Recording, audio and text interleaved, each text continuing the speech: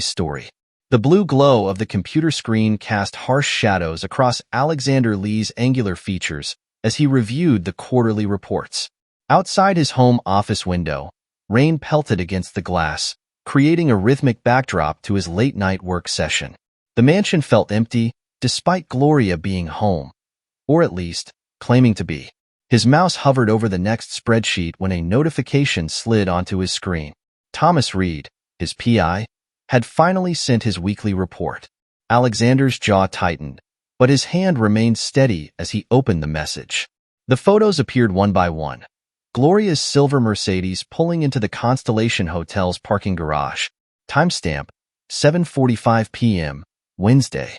Another photo showed her emerging from the elevator 40 minutes later, her black cocktail dress replaced by a red one she claimed was at the dry cleaners. The final image made his fingers curl into a fist. Russell Maxwell, his business partner, following her out 5 minutes later, adjusting his tie. A soft knock interrupted his thoughts.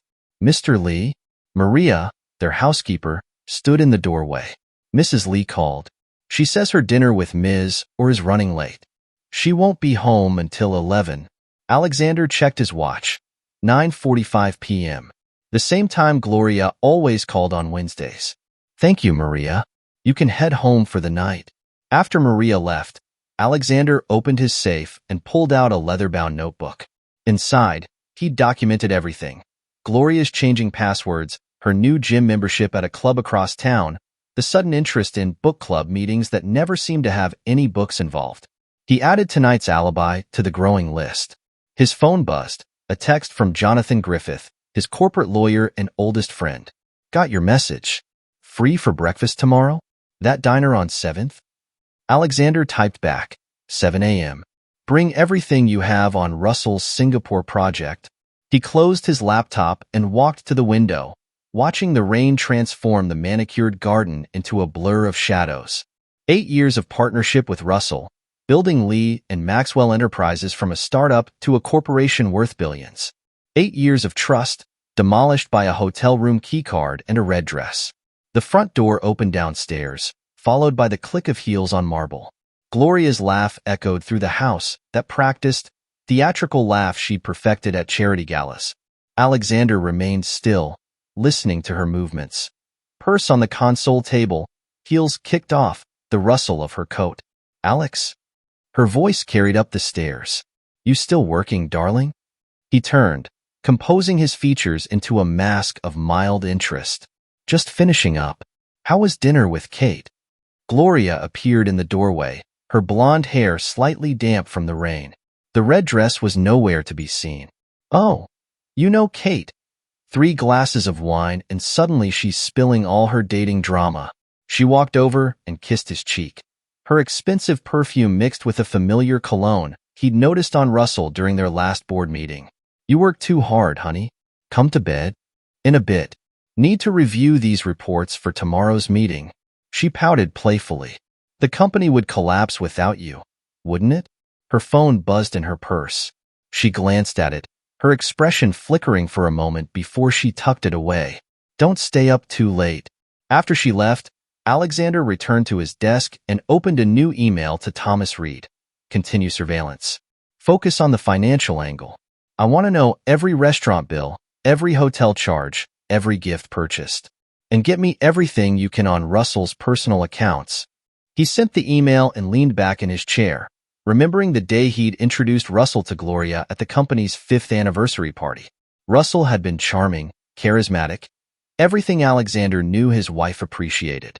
Now he wondered if that night had been the beginning, if every laugh and touch had been laying groundwork for betrayal. The rain intensified outside, drowning out the sound of Gloria's shower running upstairs. Alexander pulled up the company's organizational chart on his screen, studying the names and connections. Russell might have Gloria, but Alexander had spent years building something far more valuable. A network of loyal employees, board members who trusted his judgment, and enough documentation of Russell's recent questionable decisions to bury him professionally. He opened his phone and scrolled through his recent calls until he found Marcy King's number. The CFO had been raising concerns about Russell's financial decisions for months. Tomorrow's breakfast with Jonathan would be the first move. but Marcy would be essential for what came next. A text notification lit up his screen. Russell, drinks tomorrow? Need to discuss the Singapore expansion. Alexander's lips curved into a cold smile as he typed back.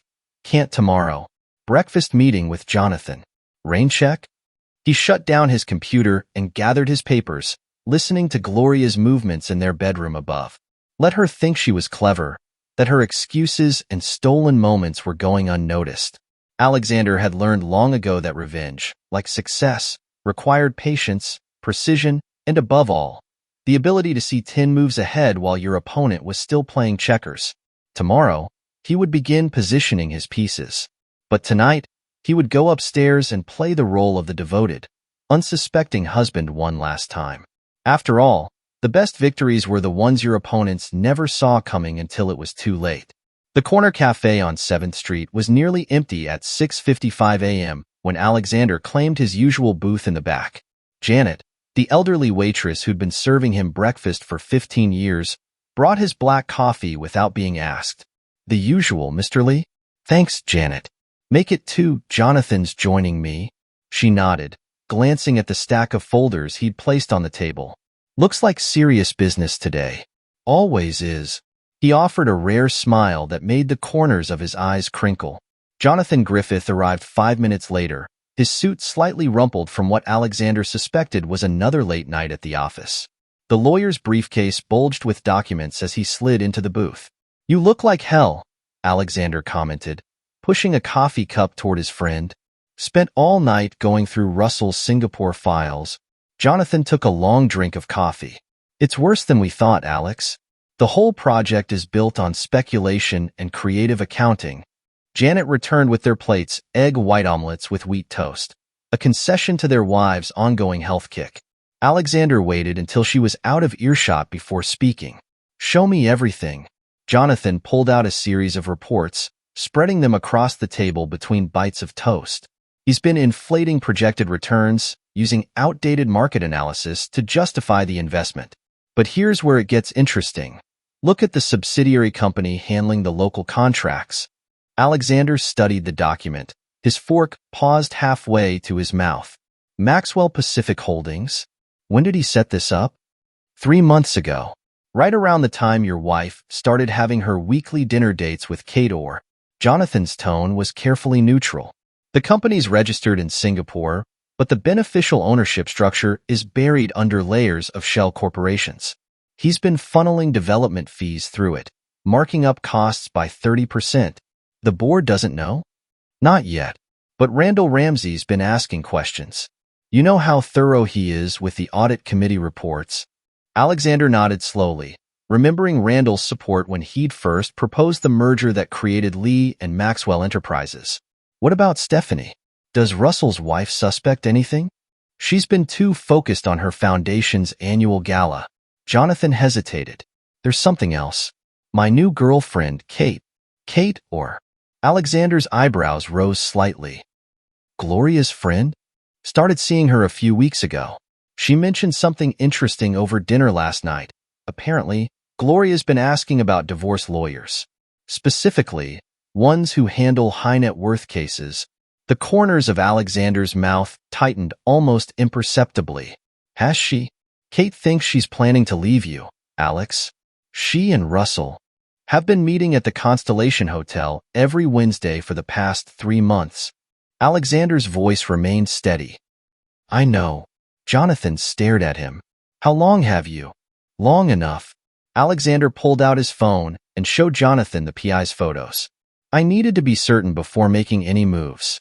Now I am. What's your play? First, we need Marcy King's cooperation. As CFO, her concerns about the Singapore project will carry weight with the board. Alexander took a sip of coffee. Then we start quietly approaching other board members. Randall's questions about the audit were perfect timing. And Gloria? Let her think she's winning. Alexander's eyes hardened. She wants to leave? Fine. But it'll be on my terms, not hers. Janet appeared with the coffee pot. Refill, gentlemen? Please. Alexander waited until she left again. How quickly can you freeze Russell's access to the corporate accounts? With enough evidence of mismanagement? 24 hours. But we'd need Marcy's sign-off. Alexander checked his watch. She'll be in her office by now. Tell her I'd like to meet for lunch. That new place near the office she's been wanting to try. He gathered the documents, his movements precise and controlled. One more thing. I need you to start divorce proceedings quietly. But don't file anything yet. Alex. Jonathan leaned forward. Are you sure about this? Once we start, there's no going back. Alexander placed several bills on the table, enough to cover their breakfast and leave Janet a generous tip. Russell brought this on himself. He could have had any woman in the city, but he chose my wife. Now he'll lose everything. His company, his reputation, his marriage. And Gloria? A cold smile played at the corners of his mouth. She'll learn that betrayal has consequences. He stood, straightening his tie. Send me the Singapore documents. I have a board meeting at 10, and I think it's time we started asking some very public questions about our expansion strategy. Jonathan watched his friend walk out of the cafe, remembering the quiet, ambitious young man he'd met in law school. That Alexander Lee had been driven but cautious. This one moved with the calculated precision of a predator who'd spotted his prey. The lawyer pulled out his phone and dialed Marcy King's number. Whatever was coming, Russell Maxwell and Gloria Edwards had no idea they'd already lost the game before it began. Marcy King's office occupied the corner of the 42nd floor, its floor-to-ceiling windows offering a panoramic view of the city skyline. When Alexander arrived at 1 p.m., she was already laying out documents on her conference table. I ordered lunch in, she said without looking up. Figured we'd need privacy for this conversation. Alexander studied the CFO. Her sharp features, the reading glasses perched on her nose, the methodical way she arranged the financial statements. Marcy had been with the company for 6 years, brought in specifically for her reputation as a financial watchdog. She'd never trusted Russell's charm. How bad is it? He asked, taking a seat. Marcy removed her glasses, rubbing the bridge of her nose. Remember when I flagged those irregularities in the Q2 reports? It goes deeper. She pushed several spreadsheets toward him. Russell's been manipulating project costs, creating ghost vendors, inflating consulting fees. The Singapore expansion is just the tip of the iceberg. A knock interrupted them, their lunch arriving on a cart. They waited until the delivery person left before continuing. Show me everything, Alexander said, unwrapping his sandwich. For the next hour, Marcy walked him through a web of financial misconduct. Shell companies, backdated contracts, suspicious wire transfers. With each revelation, Alexander's expression grew colder. The thing is, Marcy said, pulling up another document on her laptop, he's getting sloppy. Look at these expense reports, dinner for 2 at Lou Cirque, charge to business development. A suite at the Constellation Hotel, billed as client meetings. Every Wednesday? Alexander's voice was dangerously quiet. Marcy glanced at him sharply. Yes. Alex, is there something I should know? Before he could answer, his phone buzzed. A text from Gloria. Working late tonight. Don't wait up. Red heart. He showed Marcy the message, then pulled up the PI's photos. Her eyes widened as she flipped through them. That son of a bitch, she whispered. Alex, I'm so sorry. Don't be. You've just given me exactly what I needed.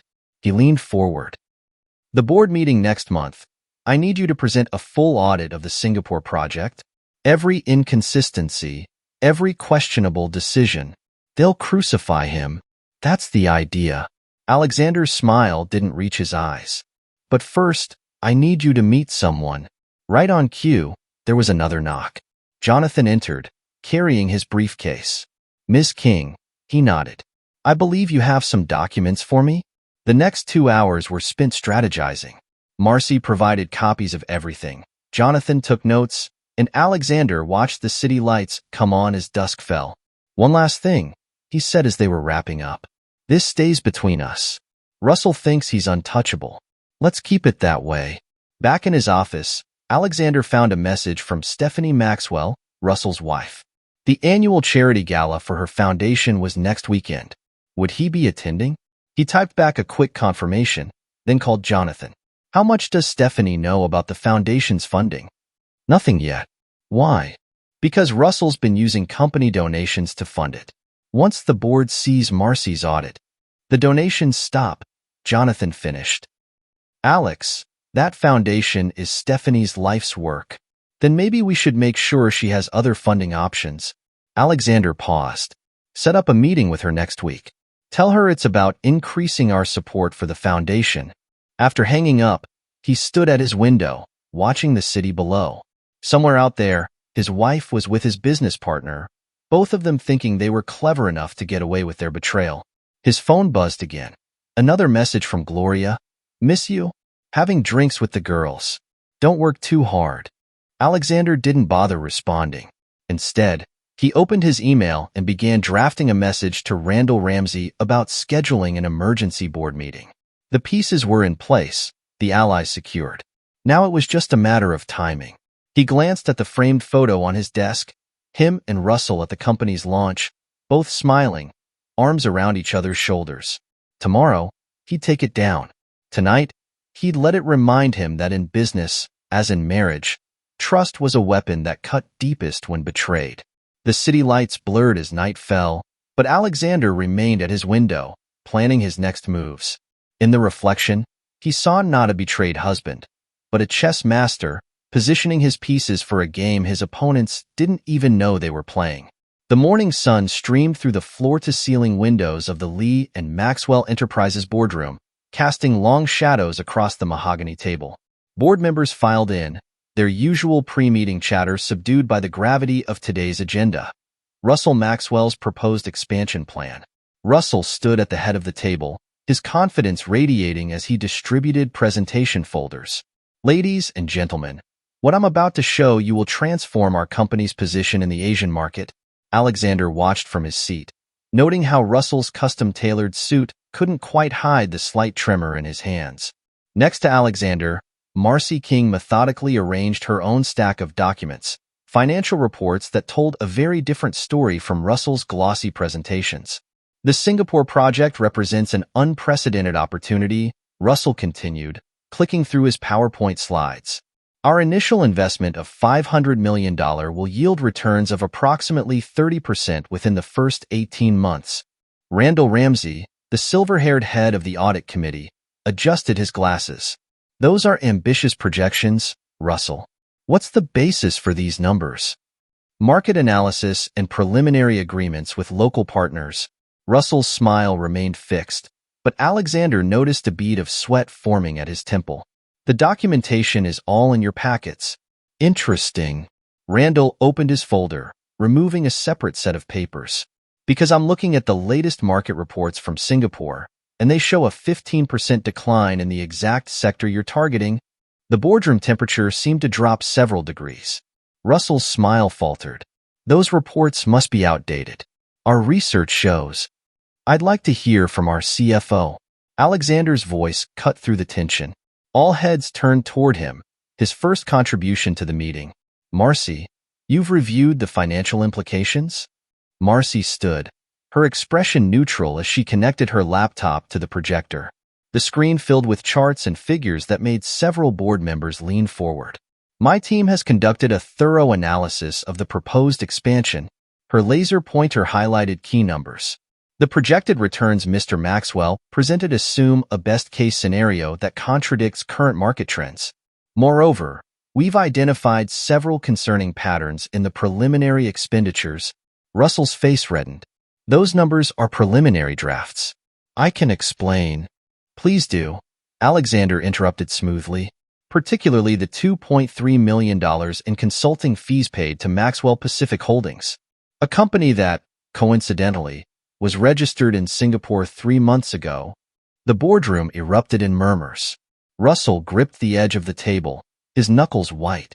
That's a standard practice for international operations. We needed a local entity.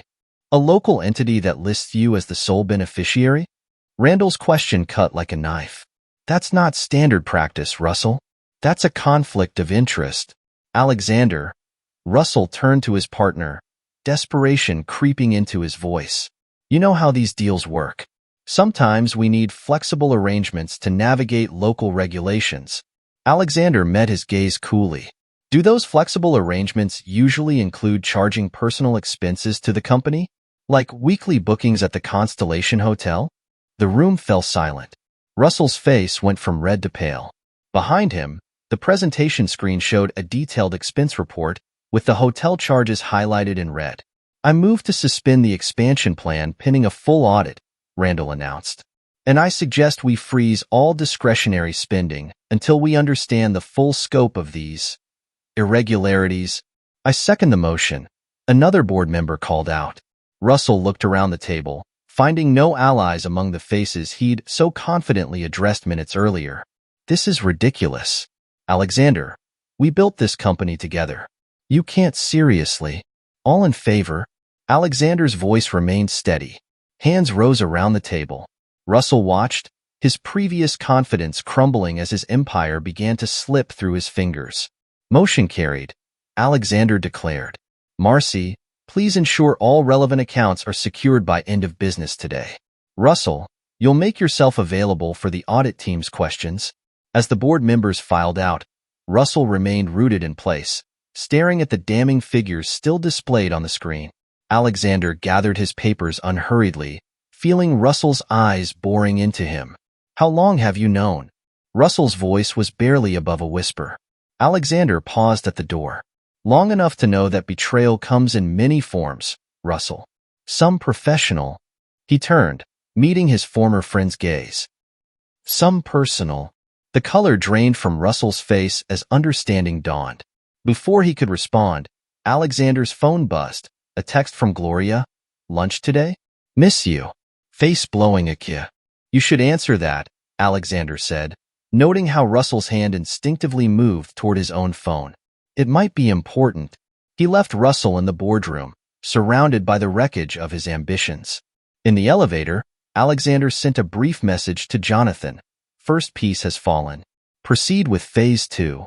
Alexander's home office had become his sanctuary in recent weeks, a command center from which he orchestrated the gradual dismantling of Russell Maxwell's world. The evening light cast long shadows across his desk as he reviewed the latest reports from the audit team. The soft click of heels on hardwood announced Gloria's arrival before she appeared in his doorway, dressed in an outfit that cost more than most people's monthly salary. You've been impossible to reach all day. Alexander didn't look up from his papers. Board meeting ran long. Russell's expansion plan didn't go as smoothly as he expected. Gloria's carefully manicured fingers tensed around her phone. Oh, that's surprising. He seemed so confident about it. Confidence isn't always backed by competence. Alexander finally looked up, noting the slight smudge of her lipstick, recently reapplied. How was your day? Fine. Just lunch with Kate, then some shopping. She shifted her weight, a tell she developed when lying. You've been working so much lately. I barely see you anymore. The Singapore situation requires attention. He watched her reaction carefully. Russell's decisions have put the company in a difficult position. Gloria's phone buzzed. She glanced at it, her face flickering with poorly concealed concern. I should let you work. Will you be up soon? Don't wait up. After she left, Alexander opened his laptop and clicked through the surveillance photos from that afternoon. Gloria and Russell at their usual table at Le Bernardin, his hand covering hers, their heads close together as they whispered urgently. The photos had arrived with a note from his PI. Maxwell looked agitated. Meeting lasted 47 minutes. His phone rang. Jonathan Griffith. The charity gala is this weekend, his lawyer reminded him. Stephanie Hopkins has confirmed your attendance. Perfect. And Gloria? Kate convinced her to come shopping for a new dress tomorrow. She'll make sure Gloria chooses something memorable. The weekend arrived with the kind of perfect weather that event planners dream about. The Hopkins Foundation's annual gala transformed the Metropolitan Museum's rooftop garden into a glittering showcase of New York's elite. Alexander arrived fashionably late, noting with satisfaction how Russell and Gloria carefully maintained their distance, stealing glances when they thought no one was watching. Stephanie Hopkins approached, radiant in midnight blue. Alexander, I'm so glad you could make it. Wouldn't miss it. He kissed her cheek, aware of Russell watching from across the garden. Your foundation's work is remarkable, Stephanie. I've been reviewing the impact reports, You're too kind. She beamed. Though I admit, I'm a bit worried about next year's funding. Russell's been oddly evasive about the company's usual contribution. Has he? Alexander guided her to a quiet corner. Actually, I've been meaning to discuss that with you. Your educational initiatives particularly interest me. As they talked, he positioned them within earshot of where Gloria stood with Kate, pretending not to watch Russell's increasingly desperate attempts to network with board members who suddenly found their champagne glasses fascinating. Your work is impressive, Alexander said, raising his voice slightly. It would be a shame if anything threatened its funding. Stephanie's eyes widened slightly. What do you mean? Let's just say it's worth examining the foundation's financial structure. Perhaps over lunch next week? I may have some suggestions for ensuring its long-term stability. Later, as the party wound down, Alexander watched Gloria and Russell share a brief, tense conversation by the elevators. Their careful distance, the way Gloria's hands twisted her clutch, the slight shake of Russell's head, everything spoke of growing panic. His phone buzzed with a text from Marcy. Audit team found something big. Emergency board meeting called for Monday. Alexander smiled, sipping his champagne as he watched his wife and his business partner realize their carefully constructed world was beginning to crumble. The trap was nearly ready to spring, but timing, as always, was everything. Monday morning arrived with the kind of steady rain that turned Manhattan into a maze of black umbrellas and grinding traffic. Alexander sat in his office, watching water streak down the windows as reports from the audit team filled his inbox.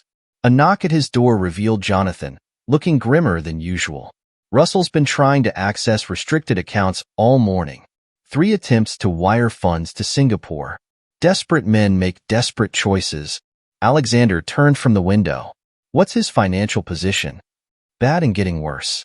He's leveraged everything on this expansion. With the board freezing the project, Jonathan shook his head. He's starting to crack.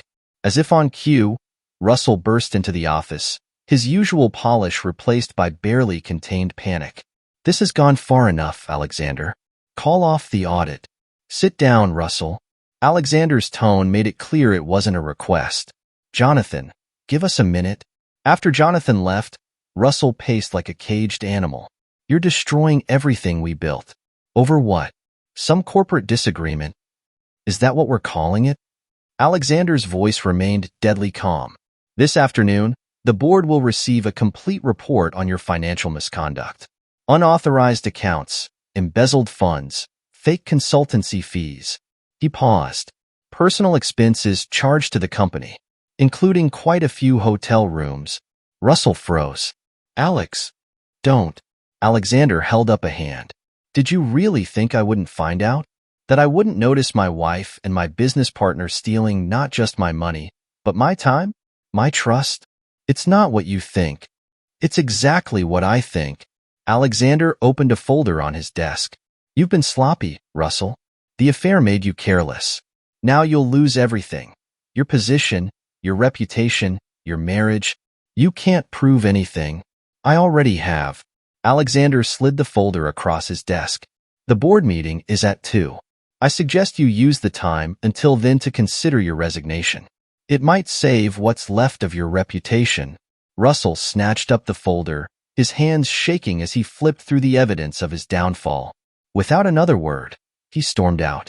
The rest of the morning passed in a blur of meetings and phone calls.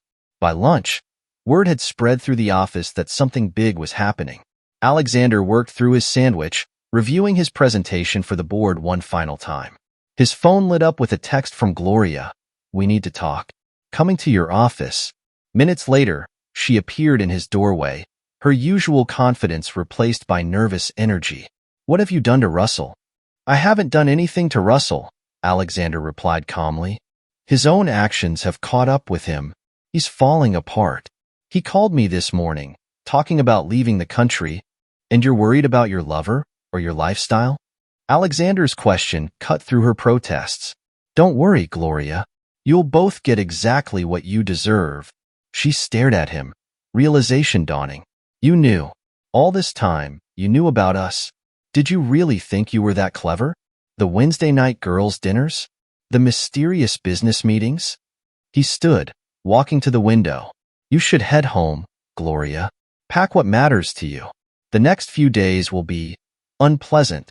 You can't do this to us. I already have.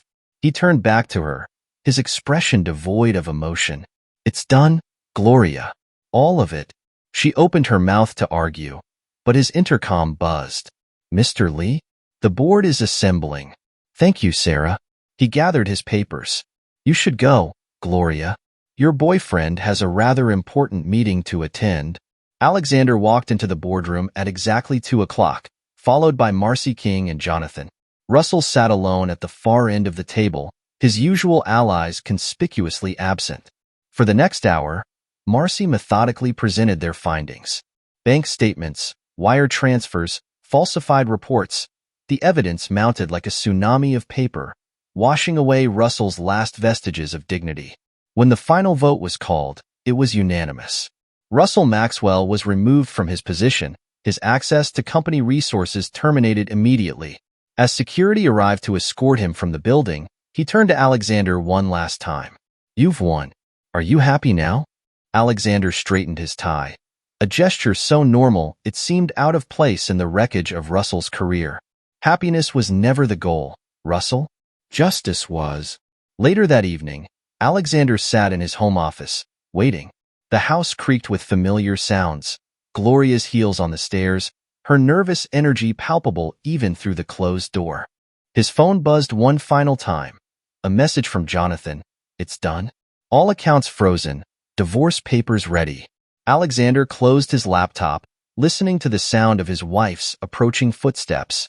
The trap had closed perfectly, but there was still one final scene to play out. Rain pelted against the windows of Alexander's study as Gloria paced before his desk, her designer heels clicking against the hardwood floors. Her earlier bravado had begun to crack under his unervingly calm gaze. Why aren't you angry? She demanded again, her voice rising. I just told you I've been sleeping with your business partner for months. Alexander leaned back in his leather chair, studying her like a scientist observing a particularly predictable experiment. Tell me, Gloria, in all those months of sneaking around with Russell, did you ever wonder why it seemed so easy?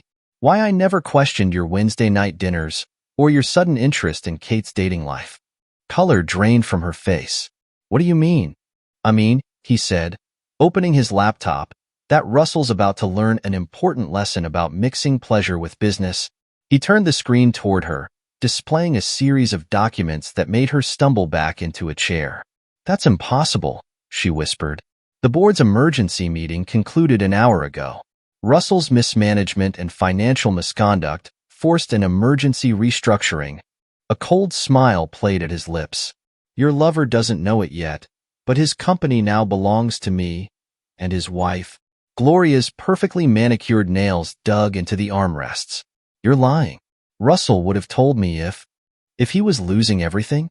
If his Singapore project was a house of cards built on embezzled funds. Alexander stood, walking to his drink cart. Russell's too busy watching his empire crumble to warn his mistress. Would you like to see the termination papers? They're quite thorough. Termination? She shot to her feet. You can't fire him. He built this company with you. And then he betrayed everything we built. Alexander poured himself a scotch, not offering her one. The board voted unanimously. Russell will be removed as CEO tomorrow morning. Meanwhile, Stephanie has already filed for divorce. Armed with evidence of his financial misconduct, Gloria collapsed back into the chair, her arrogant facade crumbling completely. Stephanie knows? About the affair? Not yet. About Russell using company funds to finance your little rendezvous? About the shell companies and misappropriated assets? Oh yes. He took a measured sip. She's quite grateful for my help in protecting her foundation's interests. The foundation. Gloria's eyes widened as the full implications hit her. The charity gala. When you told Stephanie it would be a shame if anything threatened the funding, I was ensuring she understood her options. Alexander's phone buzzed, a message from Jonathan confirming the final preparations. Just as I'm ensuring you understand yours. Gloria straightened, desperation replacing shock. Alex, please. We can work through this. I made a terrible mistake, but save your performance, he cut her off. I've watched you play the devoted wife for months. It's not convincing anymore. You cold-hearted bastard. Her voice turned venomous. You set us up. All those business meetings, the late nights at the office. You were orchestrating this. No, Gloria.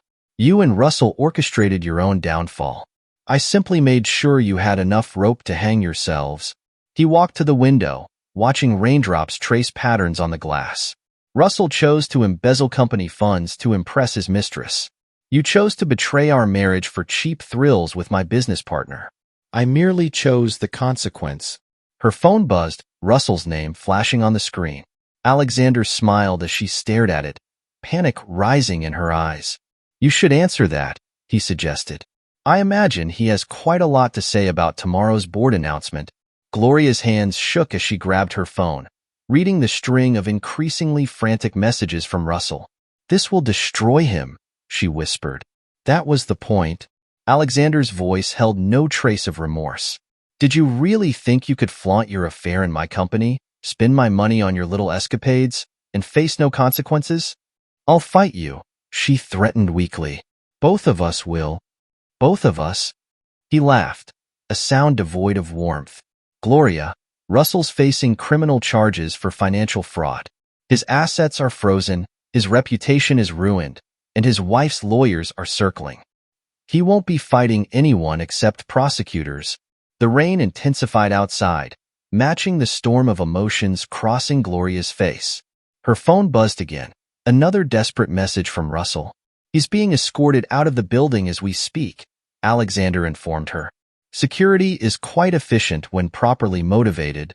Gloria stood on unsteady legs, her earlier confidence replaced by naked fear. What happens now? Now? Alexander returned to his desk, pulling out a thick envelope. Now you leave. The divorce papers are ready. Your things will be moved to storage, and your access to our accounts has already been terminated. You can't just. I can, and I have. He slid the envelope across the desk. The prenuptial agreement you so carelessly signed is quite specific about infidelity. You'll find the terms ungenerous. Gloria stared at the envelope, tears finally breaking through her composed facade. But Alexander saw no genuine remorse in them, only the realization that her carefully constructed world was collapsing. Why like this? She asked, her voice barely audible. You could have confronted us months ago. Alexander's expression remained impassive, because revenge, like business, requires patience and precision. You chose Russell because you thought he was the more powerful partner. I wanted you both to understand exactly how wrong you were. Her phone buzzed one final time. Russell again, but this time with news that made her sink back into the chair, all color draining from her face. Ah, Alexander noted her reaction. I see he's heard from Stephanie's lawyers. Timing is everything, isn't it? The rain continued its steady rhythm against the windows as Gloria realized the full magnitude of her choices. In one evening, she'd lost her marriage, her lifestyle, and the man she'd risked everything to be with. And Alexander, the husband she'd underestimated so catastrophically, simply watched her world burn with the same calm detachment he'd maintained throughout their entire charade of a marriage. The following morning dawned bright and merciless. Russell Maxwell's arrival at Lee and Maxwell Enterprises for the last time was captured by a dozen smartphone cameras. Security guards flanked the entrance, their presence a clear message to the disgraced executive. I'm sorry, Mr. Maxwell, the head of security, James, blocked his path. Your access has been revoked. Russell's face contorted with rage. This is my company. I built this. Not anymore. Jonathan Griffith emerged from the lobby, flanked by two corporate attorneys. The board's decision is final, Russell. Don't make this more embarrassing than it already is. Employees gathered at windows, watching their former CEO's meltdown. Russell's perfectly tailored suit couldn't hide the sweat staining his collar as he jabbed a finger at Jonathan. Where's Alexander? Too cowardly to face me himself? Mr. Lee is in a board meeting. Jonathan's tone remained professional, discussing the company's transition with our new partners, including Mrs. Maxwell. The mention of his wife's name hit Russell like a physical blow. Stephanie? What do you mean? She's been quite instrumental in stabilizing the foundation's future. Jonathan handed him a thick envelope. These are from her lawyers. Along with the divorce papers, you'll find a detailed accounting of your financial indiscretions. Russell's hands shook as he tore open the envelope. His face went from red to ashen as he read. This is impossible. These accounts were private. Nothing is private when you use company resources for personal gain. Jonathan checked his watch. A car is waiting to take you home. I suggest you use today to pack your office. Under supervision, of course. Inside the building, Marcy King watched from her office as Russell was escorted to collect his belongings. Her phone buzzed with a text from Alexander. Status? He's here. Starting to understand what he's lost. Good. Keep me updated. Down in the lobby, Gloria's attempt at damage control was meeting similar resistance. She'd arrived in last night's clothes, mascara smeared from tears, demanding to see Alexander. I'm sorry, Mrs. Lee. The receptionist's voice carried no sympathy. You've been removed from the authorized visitor list. Removed? Gloria's voice rose, drawing attention from passing employees. I'm his wife. Not for much longer. A familiar voice cut in. Kate stood by the security desk, her previous warmth replaced by cold satisfaction. Gloria, don't embarrass yourself further. Gloria spun to face her former friend. Kate, what are you doing here? Watching karma in action. Kate adjusted her visitor's badge, now marked with Legal Department. Those Wednesday night covers you needed? I passed every detail to Jonathan. My boyfriend found them quite interesting. The color drained from Gloria's face as the full scope of her isolation became clear. Even her closest confidant had been part of Alexander's web. You were spying on me? All those times I confided in you. All those times you bragged about fooling your husband?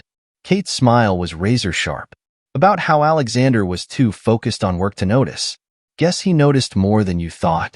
Security approached as Gloria's voice rose to a shriek. Above, Russell watched from the conference room where he was packing his things, unable to help or even acknowledge her without making his situation worse. Meanwhile, in the main boardroom, Alexander sat with Stephanie Hopkins Maxwell, reviewing the foundation's new funding structure. The board has approved a 5-year commitment, he explained, sliding documents across the table. Your educational initiatives will be fully funded, independent of any changes in company leadership. Stephanie's hands were steady as she signed. I should have seen what Russell was doing. He fooled a lot of people. Alexander's tone held no judgment. The question is, what do you want to do now? Protect what I've built. Her voice hardened. Russell can lose everything else, but he won't take my foundation down with him. Their meeting was interrupted by commotion from the lobby. Through the glass walls, they could see Gloria being escorted out, her dignity in shreds as she screamed accusations at anyone who would listen. Hell hath no fury, Stephanie observed dryly. Like a gold digger scorned, Alexander finished, turning back to their papers. Now, about the new board structure. The day unfolded like a carefully orchestrated symphony of destruction. Russell's personal items were boxed and shipped to his soon-to-be former home. His executive parking space was reassigned. His name was removed from the company letterhead. By evening, social media buzzed with news of the power shift at Lee and Maxwell Enterprises. Business reporters speculated about the future of the Singapore project. Society columnists whispered about the twin divorces rocking Manhattan's elite. In his office, Alexander watched night fall over the city. His phone hadn't stopped buzzing with messages, board members pledging support, employees expressing loyalty, reporters seeking comments. One message stood out from Gloria. I hope you're happy. You've destroyed everything. He typed back a single response. No, Gloria. You did that yourself. 2 months passed like a cleansing storm. The newly renamed Lee International's lobby showcased a fresh logo, all traces of the Maxwell name erased from the building's gleaming surfaces. Employees whispered about the changes, not with fear, but with a mix of awe and respect for the precision with which Alexander had executed his takeover. In his expanded corner office, Alexander reviewed the latest quarterly reports. The numbers told a story of recovery and growth. Investor confidence restored, stock prices stabilizing, the Singapore project restructured under competent management. A knock at his door revealed Marcy King, carrying a bottle of champagne and 2 glasses. Thought you might want to celebrate. The SEC just closed their investigation into Russell's activities. Criminal charges?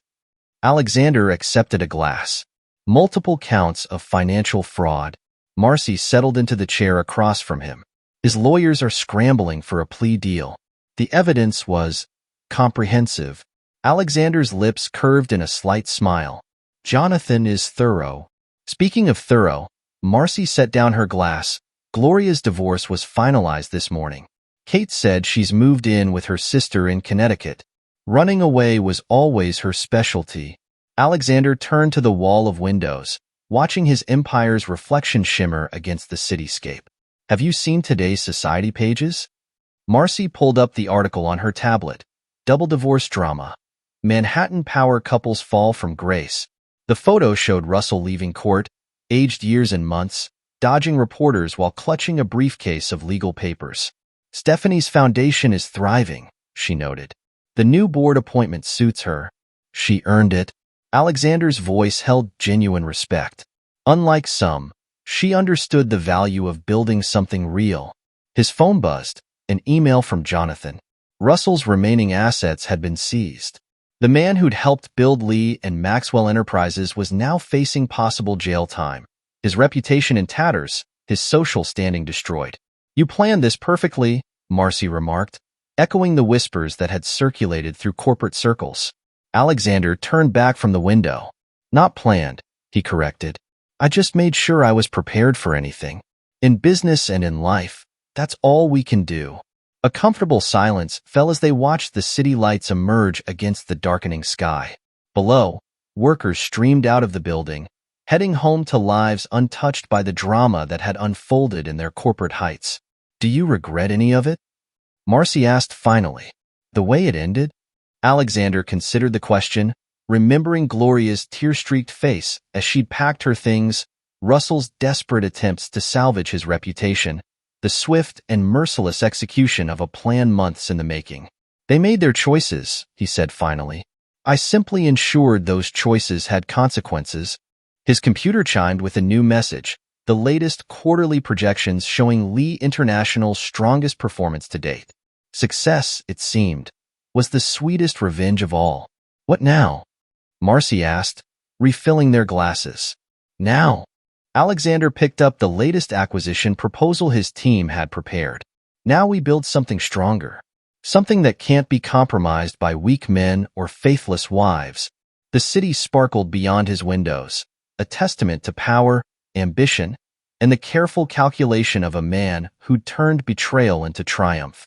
His phone buzzed one final time. A message from Jonathan about another successful quarter, another victory in the endless game of corporate chess. Alexander smiled, knowing that sometimes the best revenge isn't served cold, but carefully invested. In the end, he hadn't just reclaimed his company. He'd rebuilt it into something greater, proving that true power lies not in the ability to destroy, but in the strength to rebuild from the ashes of betrayal. The night spread its dark wings over Manhattan, but in his office high above the city, Alexander Lee sat surrounded by the fruits of his calculated patience. He'd lost a wife and a business partner, but gained something far more valuable, the knowledge that in the game of love and business, the winner isn't the one who strikes first, but the one who strikes last. And as he reviewed the company's latest reports, watching the evidence of his success scroll across his screen, he knew that his revenge hadn't just been about punishment. It had been about transformation. Lee International would rise stronger, its foundation no longer compromised by the weak links of betrayal and deceit. The city lights twinkled beyond his office window, a constellation of possibilities stretching into the future. His phone buzzed with messages from board members, business partners, and employees, all aligned with his vision, all part of the new empire he'd forged from the ashes of betrayal. Alexander leaned back in his chair, a rare smile crossing his features. Sometimes, he reflected, the best revenge isn't just about destroying what was lost. It's about building something better in its place. And as the night deepened over his reformed kingdom, He knew that this was just the beginning of a new chapter, one written entirely on his own terms. Epilogue. 5 years later. The Manhattan skyline had changed in 5 years, new towers reaching toward the clouds, but none stood quite as prominently as the gleaming headquarters of Lee International. The company's transformation from a partnership built on betrayal to a global powerhouse under Alexander Lee's sole leadership had become a Harvard Business School case study in corporate resilience. Inside his expanded office suite on the top floor, Alexander reviewed the latest acquisition reports. The company's market value had tripled since Russell Maxwell's dramatic fall, each success a testament to the truth Alexander had known all along. Some betrayals, handled properly, could become opportunities. A knock at his door revealed Jonathan Griffith, now Lee International's chief legal officer, and his wife Kate. Their marriage 2 years ago had been a smaller celebration of another victory, the union of two people who'd helped orchestrate one of Manhattan's most notorious downfalls. "Thought you'd want to see this," Jonathan said, placing a newspaper on Alexander's desk. The headline made him smile. Former executive Russell Maxwell denied early release. 3 years down, 2 to go, Kate noted, settling into one of the visitor chairs. The judge wasn't impressed by his appeal for leniency. Alexander scanned the article. Russell's fall had been spectacular and complete.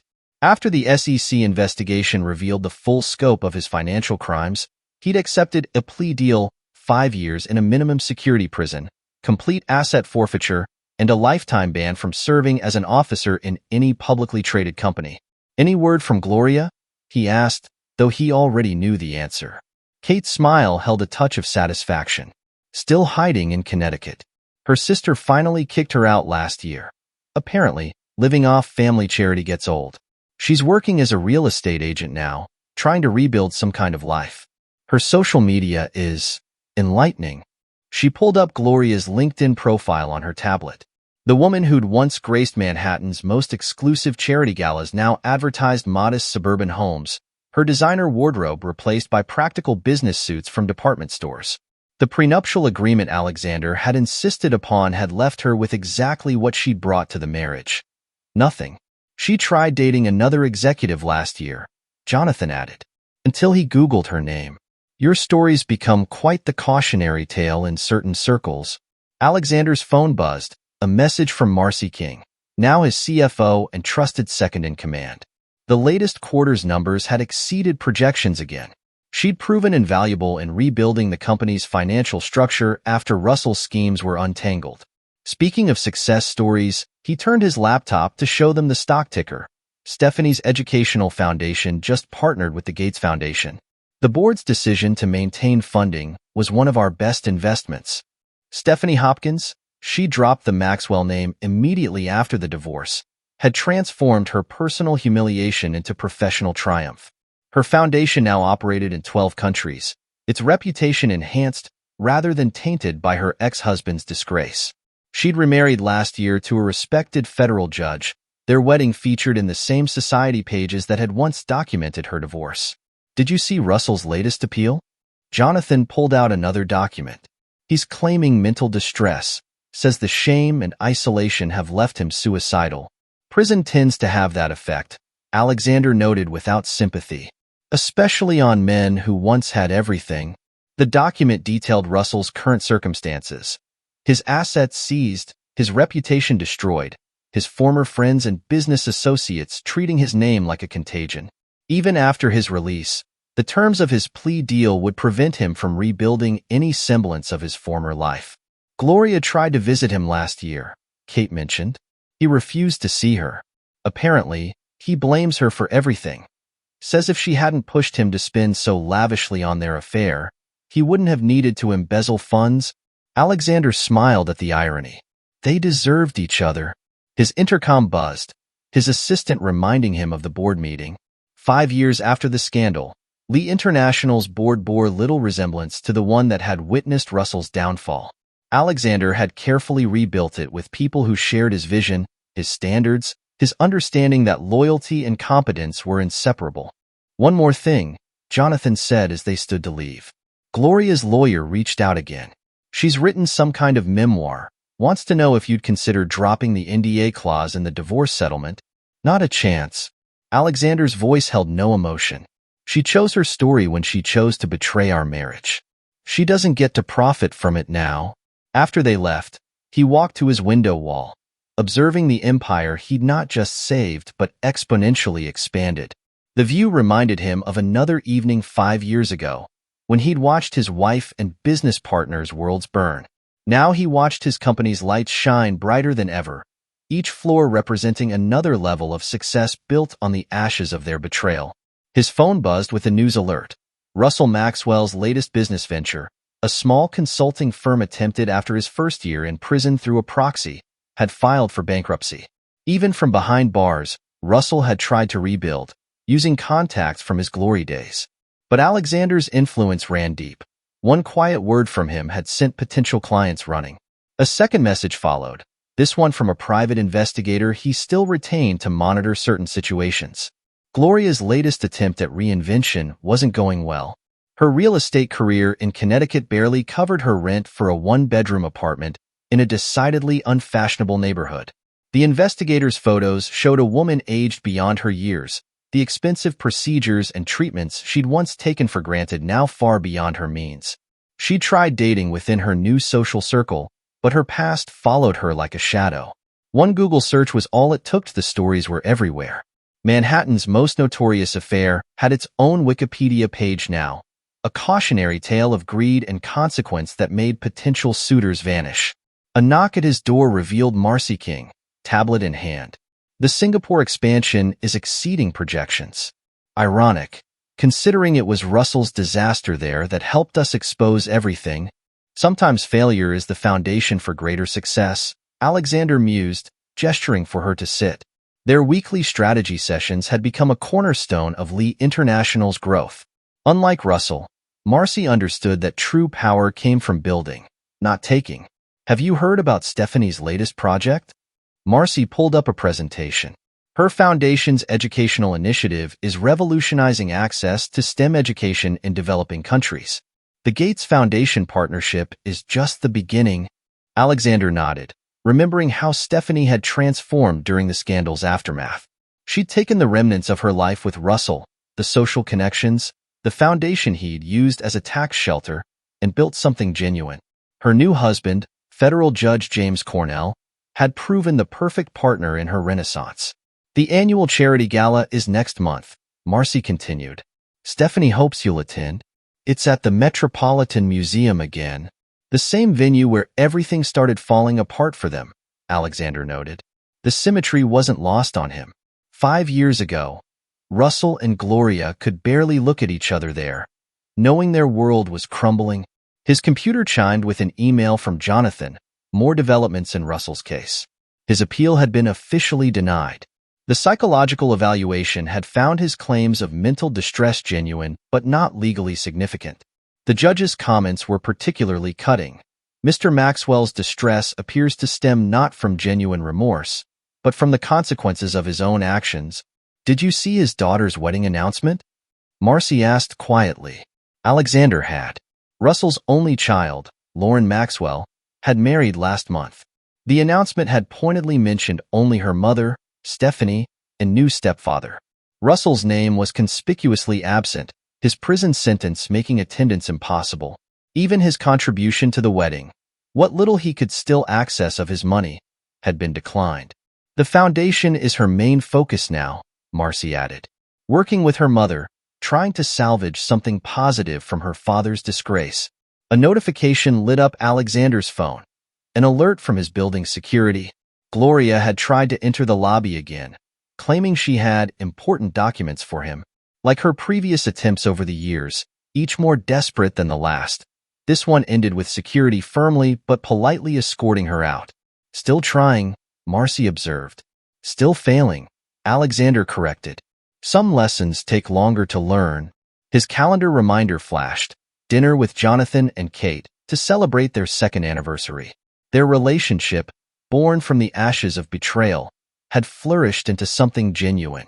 Kate's role in exposing Gloria's infidelity had earned her not just Jonathan's love, but a position of trust within Lee International's expanding legal department. The book deal rejection came through, Marcy mentioned, pulling up another email. Fourth publisher to pass on Gloria's memoir. Apparently, even with the NDA lifted, no one wants to touch a story that makes the author look this unsympathetic. Alexander smiled slightly. Karma writes better endings than any publisher. The city lights began to twinkle as dusk fell, each window in the surrounding towers a reminder of how far he'd come from that rainy night when he'd first seen the PI's photos. His empire had grown, strengthened by the very crisis that should have weakened it. The next morning brought news that made even Alexander pause. Russell Maxwell had attempted suicide in his prison cell. He'd survived, but the incident report painted a picture of a man finally broken by the weight of his choices. He left a note. Jonathan reported during their emergency breakfast meeting at the corner cafe, the same booth where they'd planned Russell's downfall 5 years ago. Mostly rambling, but he mentioned Gloria. Said she was the beautiful poison that destroyed everything he'd built. Alexander stirred his coffee, remembering the ambitious partner who'd helped build Lee and Maxwell Enterprises. Send flowers to Stephanie and Lauren. They may have divorced him, but they shouldn't hear about this from the media. Already done. Jonathan pushed a folder across the table. There's more. Gloria's sister finally talked to the press. Apparently, Gloria's been spiraling since losing her real estate license last month. Something about forging documents to inflate her sales numbers. Old habits, Alexander noted dryly. She never did understand that success requires more than just appearance. Their waitress, Janet, still serving after all these years, brought their usual orders. Saw your company's name in the papers again, Mr. Lee. Something about a new tech division? Alexander nodded, a rare smile crossing his features. Lee International's latest venture into artificial intelligence had captured headlines and investor attention. The stock had jumped 15 points overnight. The Singapore office sends their quarterly reports today, Jonathan mentioned after Janet left. The project Russell nearly destroyed is now our most profitable division. Sometimes I wonder if he follows the company's success from his cell. He does. Alexander pulled up an email on his phone. The prison psychiatrist reached out through proper channels. Apparently, Russell's obsessed with Lee International stock ticker. Watches it daily in the prison library. The morning light caught the silver in Alexander's hair. Earned more from success than stress over the past 5 years. At 50, he'd become what Russell had only pretended to be. A true business titan, respected not for charm but for substance. His phone lit up with a message from Marcy. Look who's making headlines again. The attached link led to a small Connecticut newspaper. Gloria Edwards, former Manhattan socialite, had been arrested for drunk driving after causing a scene at her ex-boyfriend's engagement party. The article mentioned her past. Naturally, it always did. She tried reaching out to Russell's daughter last week, Jonathan added. Lauren blocked her number and reported her for harassment. Apparently, Gloria thought she could convince Lauren to support her book project. The real story of what happened? There's irony for you, Alexander mused. She finally wants to tell the truth, and nobody wants to hear it. Their conversation was interrupted by another message, this one from Stephanie. The Foundation's new educational center would open next month. Would Alexander do the honors at the ribbon cutting? The press would love the symmetry. The man who'd saved the Foundation from her ex-husband's misconduct helping launch its greatest achievement. Life has a way of sorting itself out, Alexander observed, typing his acceptance. Stephanie built something real. Gloria and Russell just built illusions. Later that evening, in his office high above Manhattan, Alexander reviewed a personal document he rarely opened. His original plan, drafted the night he'd first seen the PI's photos of Gloria and Russell. Every step had been there. The careful gathering of evidence, the strategic positioning of allies, the precise timing of each revelation. But the document's final page held something he'd never shown anyone. A list of possible outcomes for all involved. He'd predicted Russell's financial ruin, Gloria's social collapse, even the likelihood of attempted comebacks and reconciliations. What he hadn't predicted was how complete their destruction would be, how thoroughly their own choices would compound the consequences he'd set in motion. His intercom buzzed. His executive assistant's voice carried a note of urgency. Mr. Lee? Mrs. Cornell is here. Stephanie says it's important. Stephanie entered his office looking every bit the sophisticated philanthropist she'd become. Marriage to Judge Cornell had erased the last traces of the uncertain woman she'd been as Russell's wife. "I thought you should hear this from me first," she began, taking a seat. "Russell's being transferred to the prison psychiatric unit. The suicide attempt, it's worse than they initially reported. The doctors say he's had a complete breakdown. Keeps talking about Wednesday nights and hotel rooms, about how he should have seen the signs." Alexander absorbed this silently, remembering another conversation in this office, years ago, when he'd promised Stephanie her foundation would survive Russell's downfall. "Lauren asked me to tell you something else," Stephanie continued. "She's legally changing her name. She wants no connection to Russell Maxwell anymore. The foundation will be her legacy now, not his shame." The city lights flickered to life outside his window as day faded into evening. Somewhere in Connecticut, Gloria was probably facing the consequences of her latest public meltdown. In a prison psychiatric ward, Russell Maxwell was finally confronting the true cost of his choices. And here, in the heart of the empire they tried to destroy, Alexander Lee sat with the woman who'd risen from the same ashes that had consumed them. "We all make choices," he said finally. "Some of us choose to build, others to betray. The difference is in living with the consequences." Stephanie smiled, understanding in her eyes. "You never just wanted revenge, did you? You wanted justice." "I wanted them to understand exactly what they'd thrown away," Alexander corrected. "The rest, they did to themselves." As night fell over Manhattan, Alexander Lee stood at his window, master of an empire built on the ruins of betrayal. Below, the city pulsed with life, each light a reminder that endings were just beginnings in disguise. He'd lost a wife and a business partner, but gained something far more valuable. Proof that sometimes the best revenge isn't just about destroying the old, but building something stronger in its place. His phone buzzed one final time. Jonathan, confirming tomorrow's board meeting. Another quarter, another success, another step forward while others remained trapped in the consequences of their past. In the end, Alexander reflected, true power wasn't in the ability to take revenge, but in the strength to transform it into triumph. The city lights twinkled like stars, each one a testament to the empire he'd built from betrayal's ashes, while somewhere in the darkness, two people who'd once thought themselves clever enough to deceive him faced the long, cold reality of their choices. This is where our story comes to an end. Share your thoughts in the comments section. Thanks for your time.